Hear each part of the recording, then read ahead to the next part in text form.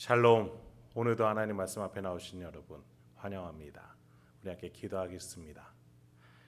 하나님, 오늘도 우리에게 귀한 말씀 주시니 감사합니다. 이 말씀을 통해서 오늘도 우리의 심령의 기쁨과 소망과 확신 가득할 수 있도록 역사하여 주시옵소서. 은혜 베풀어 주시옵소서. 예수님의 이름으로 기도했습니다. 아멘. 오늘 함께 살펴볼 말씀 히브리서 1장 1절에서 14절, 히브리서 1장 1절에서 14절까지 함께 살펴보도록 하겠습니다. 오늘도 우리의 구원을 위해서 일하고 계시는 하나님 아버지를 찬양합니다. 오늘 11월 첫째 날을 맞이해서 우리가 이제 히브리서를 살펴보게 될 것입니다. 한 달 동안 성경책 중에 가장 직접적으로 예수의 우월성을 얘기해주는 이 책, 이것을 묵상하면서 왜 우리가 예수를 믿어야 하는가, 어떠한 이유 때문에 믿어야 되는가, 이 주제를 가지고 한번 살펴보도록 하겠습니다. 이번 한 달을 히브리서를 통해서 예수에 대한 믿음을 더욱더 성숙해야 하고 또 고취시킬 수 있는 저 여러분들에게 소망합니다. 먼저 1절부터 3절까지 보죠. 옛적의 선지자들을 통하여 여러 부분과 여러 모양으로 우리 조상들에게 말씀하신 하나님이 이 모든 날 마지막에는 아들을 통하여 우리에게 말씀하셨으니 이 아들을 만유의 상속자로 세우시고 또 그로 말미암아 모든 세계를 지으셨느니라. 이는 하나님의 영광의 광채시요 그 본체의 형상이시라. 그의 능력의 말씀으로 만물을 붙드시며 죄를 정결하게 하는 일을 하시고 높은 곳에 계신 지극히 크신 이의 우편에 앉으셨느니라. 1절에서 하나님이 조상들에게 말씀하시는 방법이 어땠냐? 바로 선지자를 통해서 간접적으로 하셨다. 그런데 엄청난 반전이 일어났다. 무엇이냐? 2절에는 아들을 통해 우리에게 말씀하셨는데 그 아들은 상속자, 즉 이 모든 세계를 하나님 아버지와 본래부터 만드신 아들이다. 이 말씀을 전달받는 것이 이제는 선지자가 아니라 하나님의 아들을 통해서다라고 말해주고 있어요. 여러분, 아들은 어떠한 의미를 가진 단어겠습니까? 선지자와 어떤 차이가 있겠어요? 아들은 아버지의 DNA를 가진 존재를 말하죠. 선지자는 그렇지 않죠. 그런 점에서 이 히브리서가 말하고 있는 이 아들, 하나님의 뜻을 가장 순수하고 직접적으로 명확하게 우리에게 직접 말해줄 수 있는 시대가 되었다라는 말을 하는 겁니다. 그런데 3절에서 그 하나님의 DNA를 이렇게 표현해요. 하나님의 영광의 광채시요 그 본체의 형상이시다. 태양이 있으면 태양 빛이 있는 거죠. 도장이 있으면 도장을 찍었을 때에 그 찍은 자국이 있기 마련이죠. 즉 이것들은 서로 뗄래야 뗄 수 없는 존재들입니다. 하나님과 예수님은 그렇게 서로 뗄 수 없는 존재로서 아버지와 아들로서 같이 계셨던 존재였던 겁니다. 그 예수가 한 일에 대해서 3절 하반절에 이렇게 말해요. 그 능력의 말씀으로 뭘 하셨어요? 만물을 붙드시며 죄를 정결하게 하는 일을 하시고 높은 곳에 계신 지극히 크신 이의 우편에 앉으셨다. 하나님 아버지와 함께 세계를 창조하세요. 그래서 만물을 붙드시고 운영하셔요. 그런데 이 세상이 타락하니 죄를 정결하게 하기 위해서 이 아들이 인간의 몸을 입고 이 세상에 왔어요. 그리고 마침내 하나님의 보좌 우편에 앉으십니다. 본래 하나님이셨지만 하나님의 자리를 포기하고 인간으로 오셔서 인간을 위해 죽어주셨죠. 그렇게 섬기셨어요. 그런데 하나님 아버지는 그 예수를 높이셔서 보좌 우편에 아들로 삼으셔서 그 아들을 통해서 인류가 이 보좌 오른편까지 올 수 있도록 길을 열어놓게 하셨습니다. 그것이 선지자가 하나님의 뜻을 전해주는 것보다 예수가 전해주는 말씀의 더 탁월함과 우월성을 말해주고 있는 것이죠. 그래서 예수를 믿어야 되는 겁니다. 특히 히브리인을 말하죠. 유대인, 이스라엘 사람들을 말합니다. 그들에게 쓰는 편지예요. 그들은 구약 메시지에 대해서, 선지자에 대해서, 모세에 대해서 굉장히 존경감을 가지고 있죠. 그런데 그들보다 더 우월한 말씀을 전달해 주는 자, 예수 그리스도가 나타났으니 그를 왜 믿어야 되는지 오늘 책은 말해주고 있는 것이죠. 4절에서 8절까지 이제 이 아들에 대해서 더 구체적으로 말합니다. 그가 천사보다 훨씬 뛰어남은 그들보다 더욱 아름다운 이름을 기업으로 얻으심이니 하나님께서 어느 때에 천사 중 누구에게 너는 내 아들이라 오늘 내가 너를 낳았다 하셨으며 또 다시 나는 그에게 아버지가 되고 그는 내게 아들이 되리라 하셨느냐. 또 그가 맏아들을 이끌어 세상에 다시 들어오게 하실 때에 하나님의 모든 천사들은 그에게 경배할지어다 말씀하시며 또 천사들에 관하여는 그는 그의 천사들을 바람으로 그의 사역자들을 불꽃으로 삼으시느니라 하였으되 아들에 관하여는 하나님이여 주의 보좌는 영영하며 주의 나라의 균은 공평한 균이다. 4절에서 보니까 그가 즉 예수가 천사보다 훨씬 뛰어남은 천사랑 비교하고 있어요. 유대인들은요 민수기 33장을 통해서 하나님의 말씀을 천사들이 전달해 준다라고 믿고 있었어요. 그 천사는 인간보다 더 우월한 존재겠죠. 하나님보다 더 가까운 존재겠죠.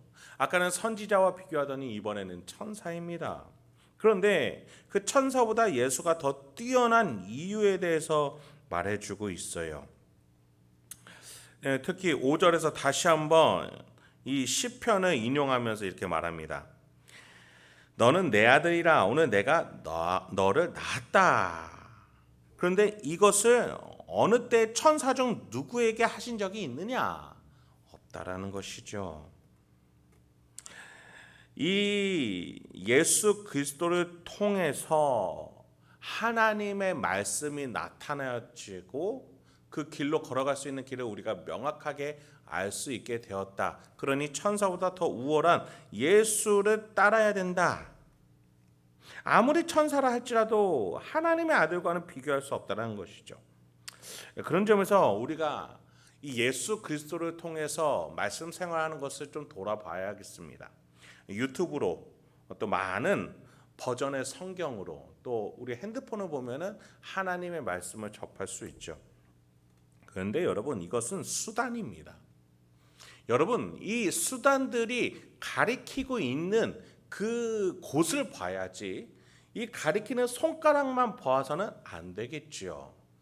이 손가락이 핸드폰도 있고요, 뭐 유튜브도 있고요, 성경책도 있고 신앙서적도 있고 많은 말씀들을 직접적으로 또 해설하는 것들이 있습니다. 근데 어디를 향하고 있어요? 예수 그리스도잖아요. 그런데 여러분 이 예수가 어디 있냐는 거예요. 지금 하나님 보좌 우편에 앉아 계신데 그 아들의 영으로서 우리에게 성령 하나님을 보내주셨잖아요. 예수를 증거해 주는 그 아들의 영으로서 성령 하나님은 오셨어요.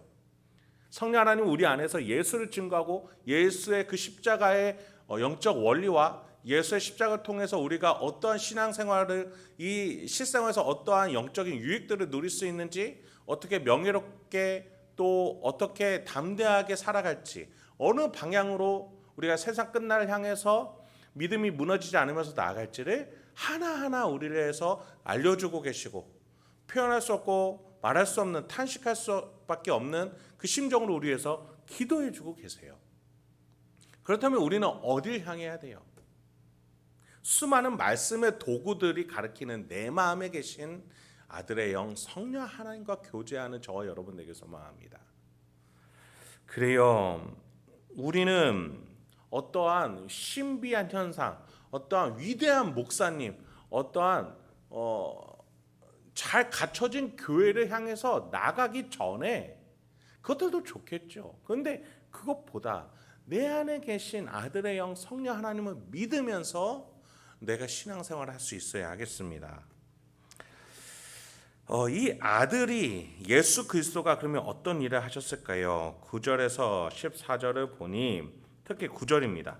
주께서 의를 사랑하시고 불법을 미워하셨으니 그러므로 하나님 곧 주의 하나님이 즐거움의 기름을 주께 부어 주를 동료들보다 뛰어나게 하셨도다 하고 9절에서 보니까 하나님께서 의와 불법을 사랑하고 미워하신대요. 그래서 뭘 하셨대요? 하나님의 아들에게 즐거움의 기름을 부어주셨대요. 기름을 붓다. 따로 특별하게 구별하다. 그런데 왜 구별했다고요?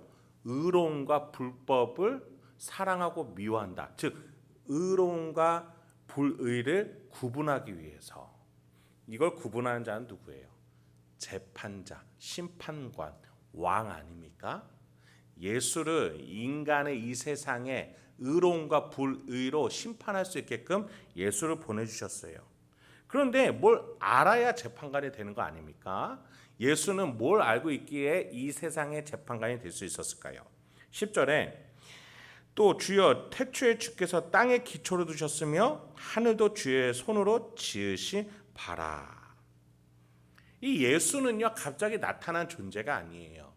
세상이 만들어질 때부터 그 전부터 하나님 아버지와 같이 계셨던 성자 예수님이세요. 성자 하나님이시죠. 그래서 이 세상에 대해서 누구보다도 잘 아세요. 왜냐하면 그가 만드셨기 때문이에요. 그런데 하늘 위에서 심판하시는 것이 아니라 이 세상에 오셔서 심판하기 위해 섬기기 위해 오셨다는 것이죠. 그래서 그 분은 땅과 하늘은 의복처럼 낡아질지라도 영원히 계시는 우리의 왕이다 라고 11, 12절에서 말해줘요. 그러니 여러분 우리가 예수를 믿어야 되는 것은 너무나 마땅하죠. 특히 14절에 모든 천사들은 섬기는 영으로서 섬기는 자로서 하나님을 섬기는 자로서 창조받았지만 이 아들은 아니라는 것이죠. 심판자, 주권자라는 거예요. 그런데 하반절에 특이한 표현이 나타납니다. 구원받을 상속자들을 위하여 섬기라고 보내심이 아니냐. 천사들이 예수를 섬기는 것뿐만 아니라 구원받을 상속자들 누구를 말하는 거예요? 복수예요. 예수 말고 누가 있겠어요? 예수와 한 몸이 된 교회의 신자들, 저와 여러분이에요. 여러분, 우리가 위대하고 대단해서 천사들이 섬겨주는 게 아니에요.